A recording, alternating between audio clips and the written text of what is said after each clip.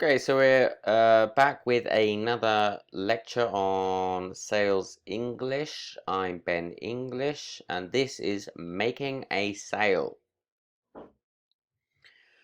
So, your chances of success relate to your output. So, the greater exposure that you get, the more sales you get.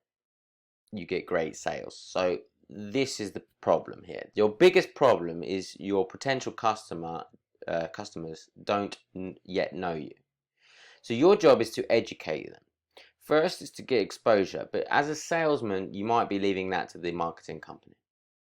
They're going to get great exposure, which is going to lead to you offering great sales. How do you offer great sales? Well, you need to educate your potential clients. So the marketing team is to bring everyone into the shop. They've done that job. They've done that, yeah.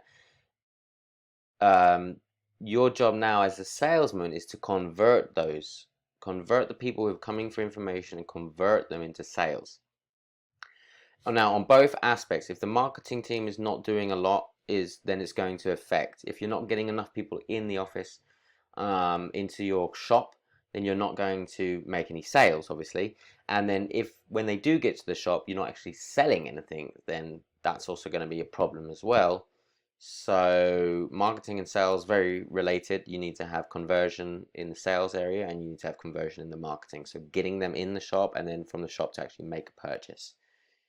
If nobody's coming in the shop, then there's a problem with marketing. If people are going in the shop but they're not buying anything, then there's a problem with the sales process.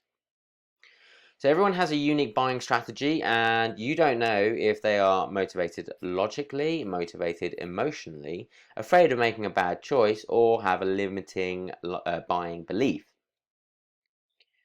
So are they? So which one are they? How? Which ones are? Which?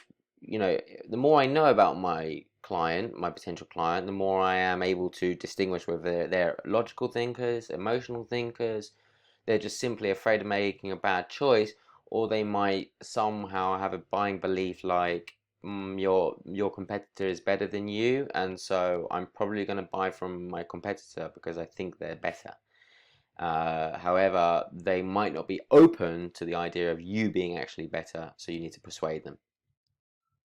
So, I don't know, case as an example, I'm afraid of making a mistake, right? I don't want to you've got buyer's remorse. So that's when you buy something and then you immediately think, oh, why did I just buy that? That was a stupid mistake. Okay, that can happen if you've not created a logical or sound argument in my head as to why I've purchased something. Maybe you purchased something very emotionally without really thinking about it. It was just a spur of the moment, like an emotion that you wanted this thing or you desired it in that moment. But logically looking at it, it wasn't a great decision. So you have buyer's remorse. For example, another example, right? Maybe you bought a tour and you were excited, so you felt good and you bought the tour because you're excited. But you weren't very logical because you didn't check out some of the other tour guides in the town. You went to the first one, and you soon realized that you have paid twice as much than everybody else to go on the tour. You're obviously going to have buyer's remorse. You're going to feel like logically you did not make a good decision. You obviously went to the first person selling the first thing, and that is not the best way to approach it. A much better strategy is to go, well, I'll go to tour agency 1 and I'll go to tour agency 2 and I'll compare the prices. That's much more logical. So they might say I don't buy from people or companies I don't know and trust. So again, if you're a new company or relatively new or not as famous, then you have to do that work basically to build people's trust. And we talked about that, about giving a great experience from the moment they come into contact with you. You're being very friendly, approachable, smiling, helping them out in any way they can. And that you're going to quickly build trust by doing that. Now, then you've got to educate them about your product, about your service, and you can do that too because you should be an expert in your product. So eventually, they're not going to feel afraid of making a mistake. Eventually, they're going to trust you a little bit more and know your product. Some people will just buy, they'll only buy when something is heavily in their favor, right? So the risk reward ratio is heavily in my favor. So I could go for this cheaper tour agency, and that would be good, but I'm going to go for the expensive one because the risk of being stuck in the mountains while hiking, that's too big of a risk for me to choose the cheaper option. I would rather go with a more expensive company, but feel like my safety is being looked after. Otherwise, I don't do it. So a logical solution is basically the client's needs, right? You're basically repeating that back to them. They say to me, I want a train ticket for the weekend, and you're simply replying to them, you want a train ticket for the weekend, uh, as because you need to get from A to B, right? And so they, okay, cool, right? This is what we can offer. We can offer that, but you want to add to that with an emotional case, which talks about clients' aspirations. So, yes, I can offer you the train ticket over the weekend, which I'm sure will blow you and your family away. They're going to have, because this is the reason you've come to this country, is to experience this magical trip, and you know I am confident that you're going to have the best time, and I can't wait to see you when you come back. So you're just adding a bit more emotion there, like the idea of the feeling that they're going to get, not just that, okay, logically it's a sound case, you can transport them from A to B, but actually that whole journey is going to be really nice as well. It's not going to be uncomfortable. It's going to be actually really, really rewarding. And not only are you going to become happy, but your wife and your children will be happy, and then you're getting to the emotional side. And you can say, rather than saying I think, right, you say I feel like this is a really good choice for you, because you're going to have a wonderful experience with your family on our trains or on board our service. So you build up enough positive beliefs and reasons for buying, just one buying. You build up rapport, okay? Rapport is relationships. So you make people, they don't know you. Imagine that they've just come from their country, they've never seen you before in your life. Yeah, what is your job to do is to make them trust you, basically, that you're a nice person, that you're like 99% of the rest of humanity, which is good, but you've got 1% of the bad, and so people are trying to avoid the the bad, um, and they won't buy from people they don't trust.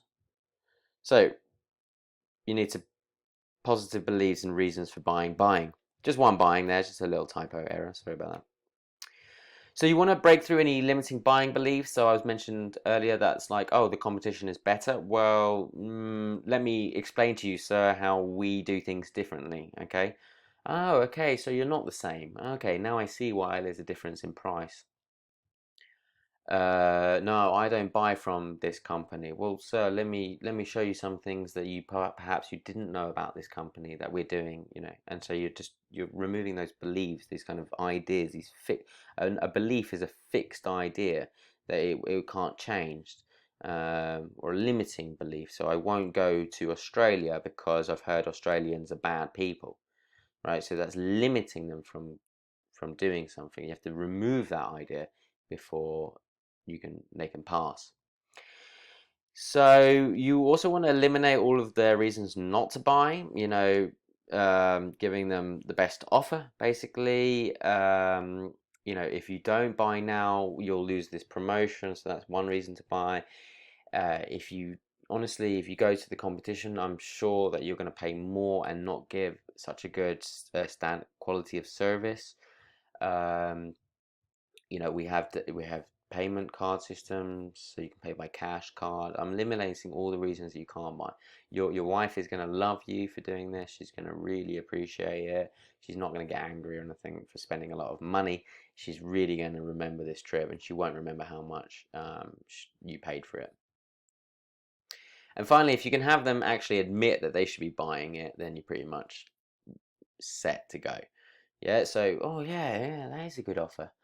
So, sir, can I interest you in this offer today? It's a special offer and it's just for you. Oh, special offer. Oh, that sounds good, doesn't it? Oh yeah, I should get this. Oh, that one does sound nice. Yeah, yeah.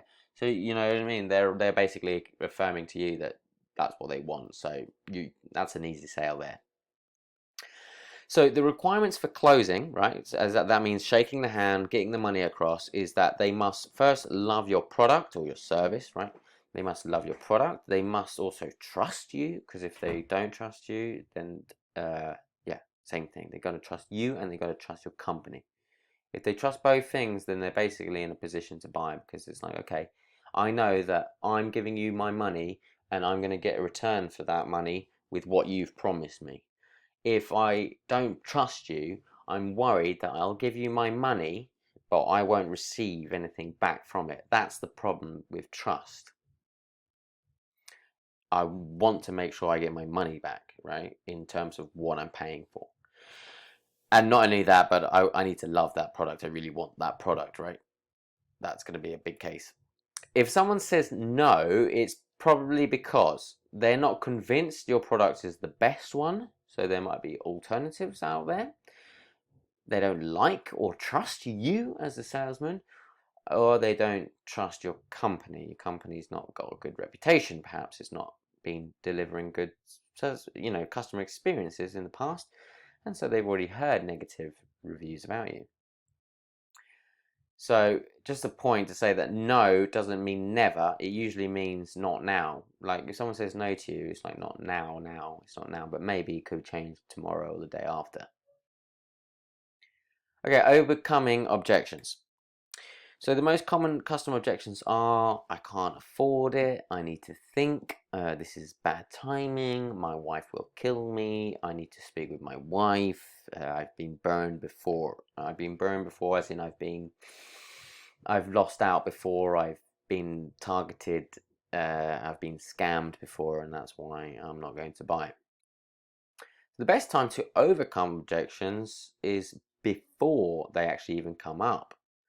So you could say something like, "Look, tell me you can't afford it, and I respect that. That's no problem. There's a bimodal service which is cheaper anyway, it's more accessible, and maybe you should do that one instead." Or you could say, oh, "I'm sure you feel that you need the time to think about it. However, this promotion does require your action today, sir. You know." Or, "Look, I know your wife's gonna kill you, but um, she'll soon forget about it. She won't remember how much you've paid. She'll just remember the fantastic times, and she'll love you and appreciate you for doing, for trying to show your love through this service, this product you're purchasing from me. Yeah, she'll kill you for spending too much, but she'll love you really, basically, for doing this and having a bit of courage and a bit of courage in order to maybe go for a slightly better tour, which is a little bit more luxury, but their wife is going to be treated better.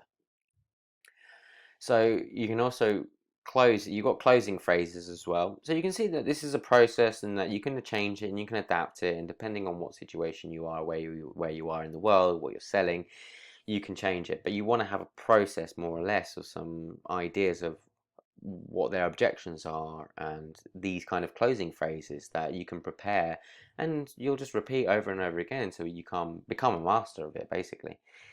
What you need to do is that if the process isn't working, then you can review the process and change it and make it better.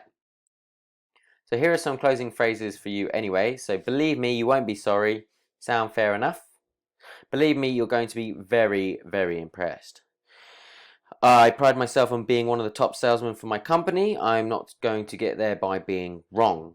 So I quite like that one. It's like, look, I am one of the best in the company, and honestly, I'm one of the champions. Yeah, and I'm not going to. I'm not a champion by getting things wrong. So also maybe please don't misconstrue my enthusiasm for pressure. Okay, so misconstrue means to confuse. Yeah, I might be enthusiastic, but I'm not actually trying to pressure you. I'm just enthusiastic about you getting the best opportunity, best product, best service.